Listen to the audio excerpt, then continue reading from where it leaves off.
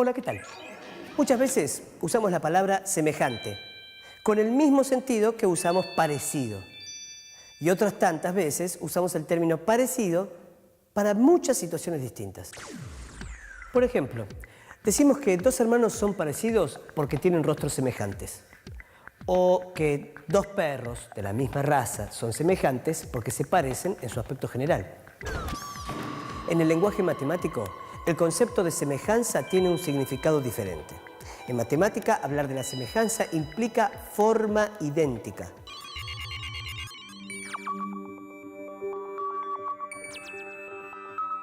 Puede ser distinto el tamaño de las figuras comparadas, pero cuando decimos de la misma forma, nos referimos exactamente a la misma forma y no a un grupo de figuras de forma parecida.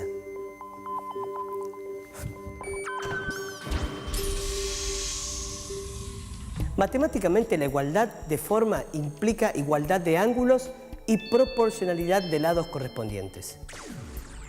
Por ejemplo, existe igualdad entre la maqueta de un edificio y un edificio construido. Hay igualdad entre un enorme avión y una réplica que podemos sostener en la mano. Cuando salimos bien en una foto, a todos nos gusta ampliarla, verla un poco más grande. Y cuando comparamos las dos fotos, aunque sean de tamaños diferentes, vemos que hay semejanza entre ellas. Y aunque una foto sea más grande que la otra, la persona fotografiada no aumentó de peso, no le creció el pelo, ni pegó un estirón. ¿A qué se debe esto? Simplemente a que se conservan las proporciones. Cuando regresemos, veremos ese proceso.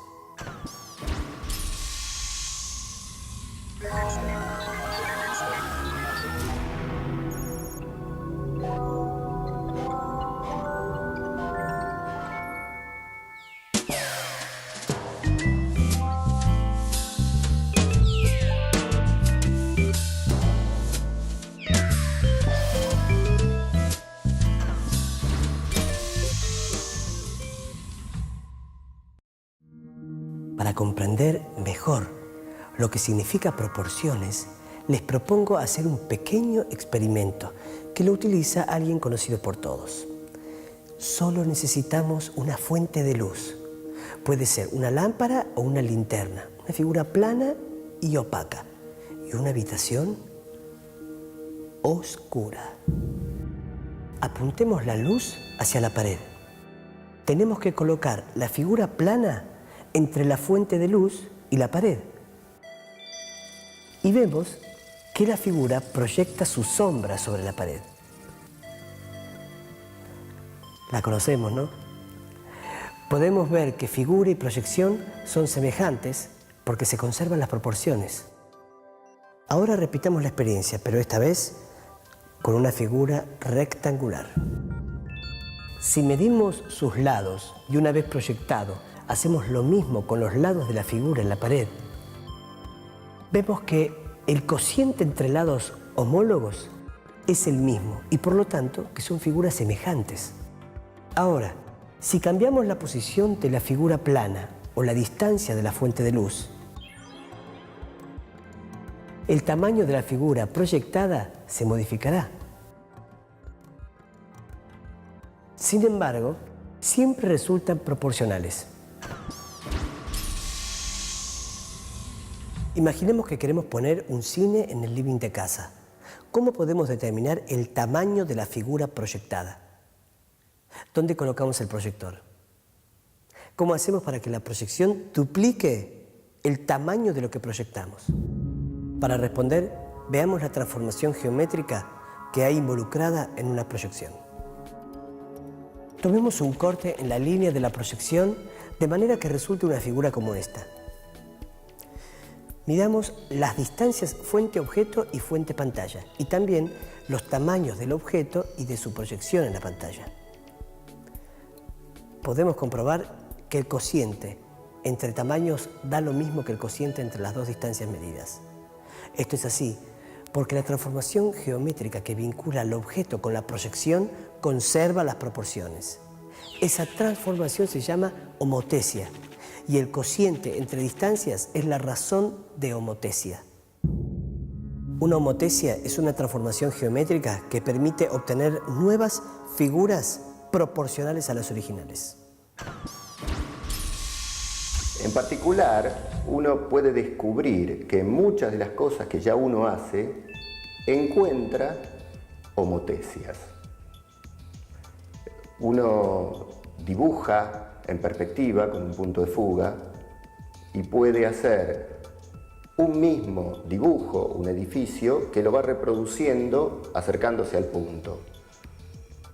Todos esos dibujos son homotéticos entre sí. Básicamente, hacer ese dibujo es hacer, en términos matemáticos, una homotesia. Una homotesia es una transformación en el plano. Lo que uno obtiene es una figura plana obtenida a partir de otra figura plana. O, en todo caso, es una correspondencia entre puntos del plano. A un punto le hace corresponder otro punto del plano. En todo caso, la diferencia que tiene con los movimientos es que puede haber un cambio de tamaño. Cuando uno aplica un movimiento a una figura, la figura no cambia de tamaño. En cambio, cuando uno aplica una homotesia, puede haber cambio de tamaño. Puede haber cambio de tamaño de acuerdo a la razón de homotesia que se esté aplicando. Las homotesias se pueden ver. Hay homotesias en el plano y uno puede plantearse la homotesia en el espacio también. Figuras, volúmenes homotéticos. O sea, que guardan alguna relación de homotesia. Lo importante es que hay una proporcionalidad entre las figuras, la original y la obtenida aplicando una determinada homotesia. Como vimos, la homotesia es la base para las proyecciones. En una proyección podemos tomar un plano cualquiera que contenga el centro y que pase por el objeto real y el proyectado. Así, veremos que lo que queda sobre el plano del objeto y su proyección son homotéticos respecto del centro y por lo tanto son semejantes.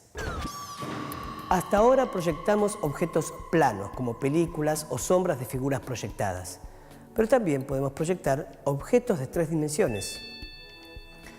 Este móvil representa la proyección de una pirámide en el espacio. La pirámide de mayor tamaño es la proyección de la pirámide menor desde el centro ubicado en el punto del que cuelga el móvil. Una de las cosas que siempre me sorprendió de los artesanos era la capacidad que tenían para hacer con suma destreza adornos para colgar, móviles, cosa que mi torpeza casi lo impidió desde chico. Pero por suerte cuando conocí la homotesia pude hacer rudimentarios adornos colgantes, más colgantes que adornos, con bastante sencillez. Algo como esto pude lograr, en donde hay una homotesia aplicada. Esta figura es homotética a esta figura y viceversa. La manera de hacerlo es muy sencilla. Basta cortar 2 tiras de cartón proporcionales y luego colgarlas de un soporte mediante un hilo, manteniendo las proporciones. Es decir, que la proporción que tiene esta tira respecto de esta tira sea la misma que la que tiene esta longitud del hilo respecto de esta longitud del hilo.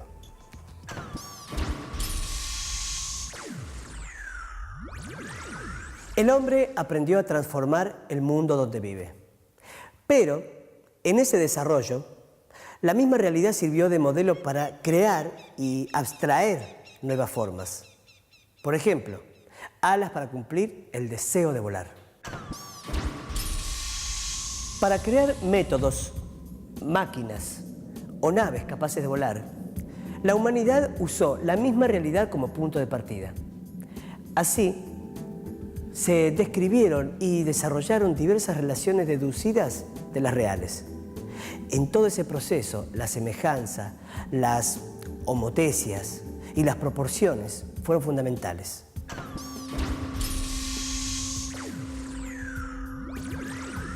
Con la ayuda de algunos elementos y con un par de cuentas, podemos estimar el diámetro solar desde cualquier lugar.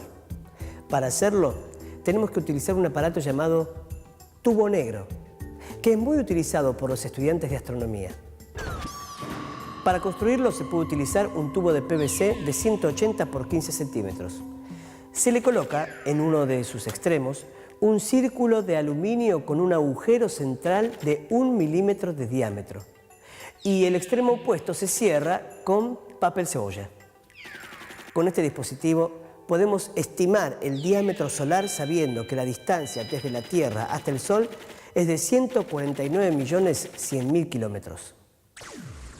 Se coloca el tubo sobre un trípode y se orienta hacia el Sol. En la figura observamos los dos triángulos isósceles relacionados mediante una homotesia de razón negativa, que tiene el centro en el vértice común O. Que la razón sea negativa significa que la figura homotética aparece del otro lado del centro. Si medimos con un calibrador el diámetro del disco proyectado sobre el papel, podremos establecer el diámetro solar mediante la proporción involucrada en la homotesia. Así de simple.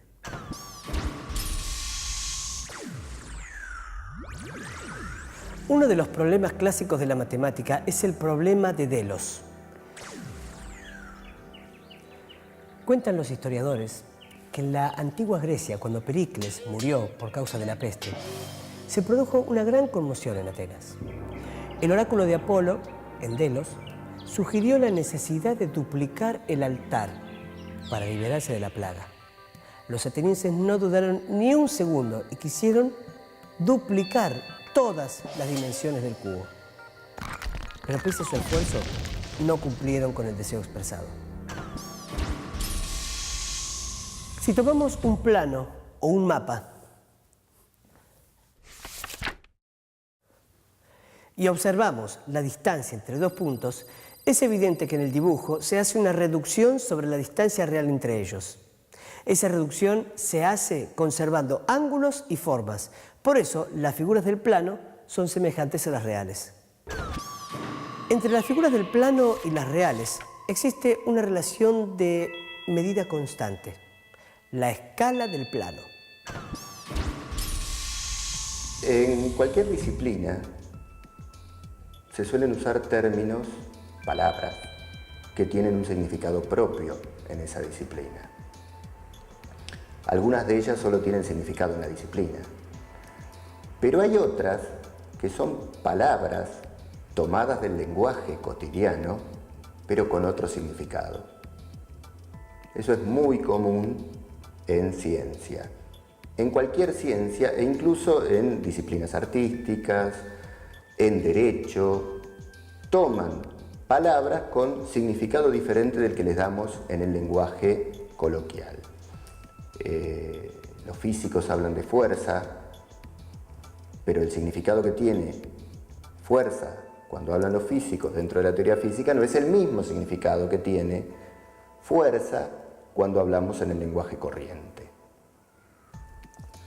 Los biólogos hablan de herencia de características, de padres a hijos, con un significado distinto del que tiene la misma palabra usada en el derecho. Hay alguna asociación, pero son significados distintos. En matemática también ocurre eso. En matemática usamos un montón de palabras que tomamos del lenguaje cotidiano, pero que tienen otro significado. Alguna asociación podemos hacer, pero cambia el significado porque adopta un significado más técnico. Uno de esos términos es semejanza. Semejanza, coloquialmente, es parecido, simplemente. En matemática, semejanza no es simplemente parecido. Es conservar forma, conservar proporciones. Obtener dos figuras semejantes es muy sencillo. Lo único que basta hacer es aplicarle una homotesia a una y después un movimiento, cualquiera. La figura inicial y la figura final son semejantes. Son semejantes porque tienen sus ángulos iguales y conservan la proporcionalidad entre sus lados.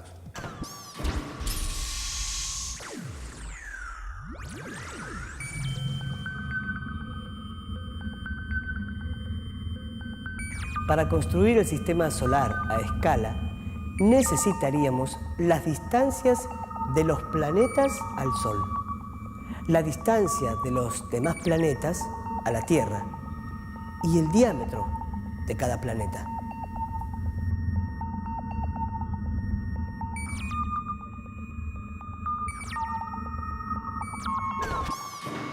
Supongamos que la representación del Sol fuera una bola de 7 centímetros de diámetro. En ese caso, Mercurio se encontraría a 2,8 metros del Sol. La Tierra, que sería una bolita de 0,5 milímetros, se encontraría a 7,6 metros de nuestra estrella. Y Plutón, por ejemplo, se situaría a unos 292 metros de distancia de nuestro planeta. Realmente es muy difícil de realizar.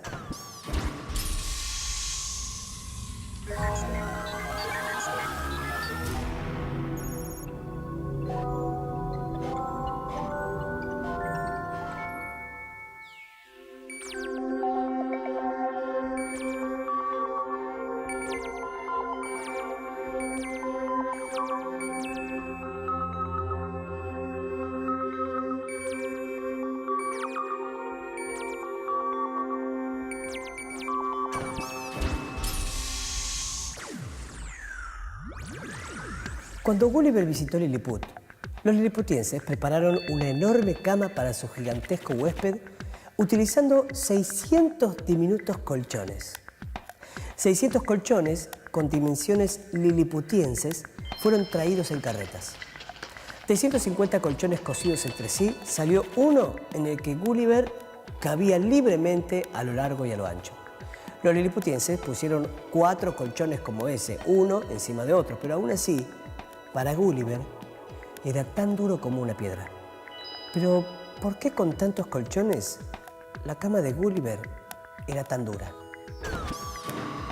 Si un colchón de los liliputienses era 12 veces más angosto y 12 veces más corto y 12 veces más fino que un colchón normal, haciendo 4 capas seguiría siendo muy delgado y por lo tanto duro.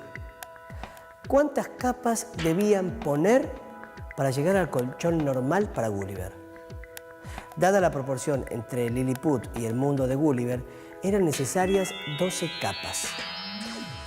Pero construir la cama no era el único problema que tenían los liliputienses. Para alimentar a Gulliver se necesitaba a diario una ración de comestibles y bebidas suficiente para alimentar a 1728 súbditos de Lilliput. ¿Por qué 1728? No tenemos que olvidar que los liliputienses son semejantes a nosotros. Por lo tanto, las partes de sus cuerpos tienen las mismas proporciones que las nuestras. Ser 12 veces más pequeño significa 12 veces más bajo y 12 veces más delgados.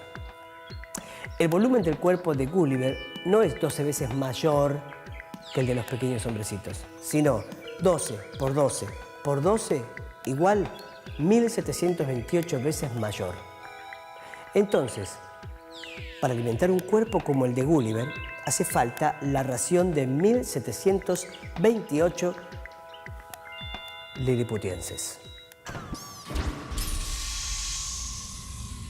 Les voy a contar una anécdota divertida. Tengo un amigo, Ramón, que siempre viene con preguntas difíciles de responder.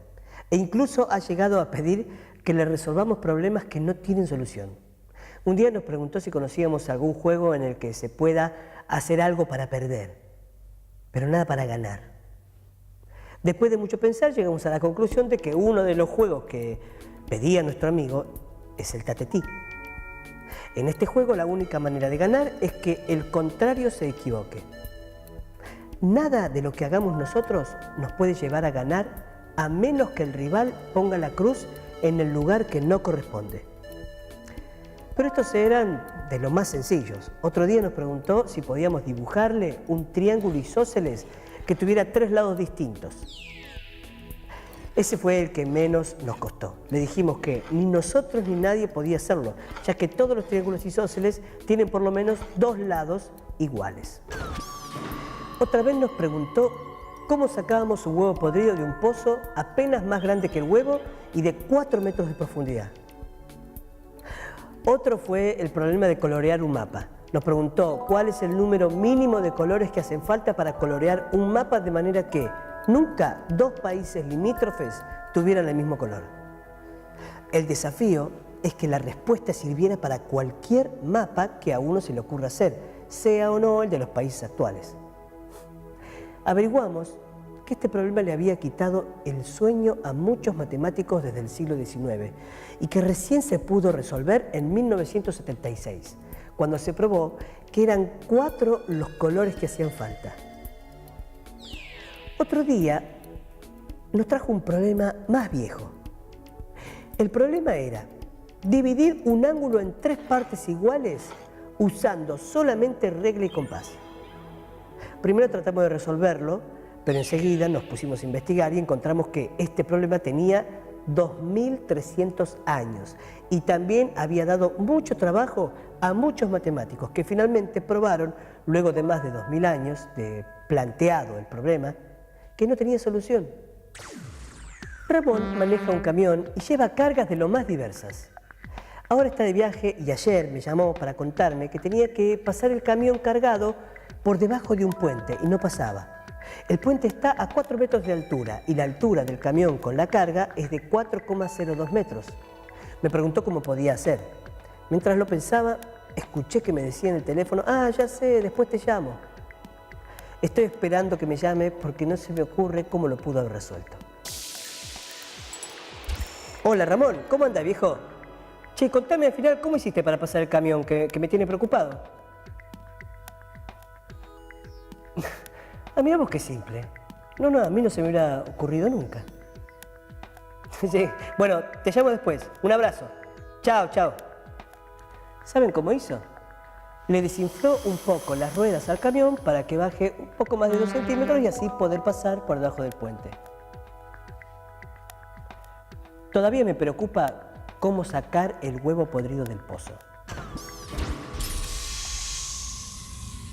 En el día de hoy vimos que en matemática hablar de la semejanza implica hablar de forma idéntica.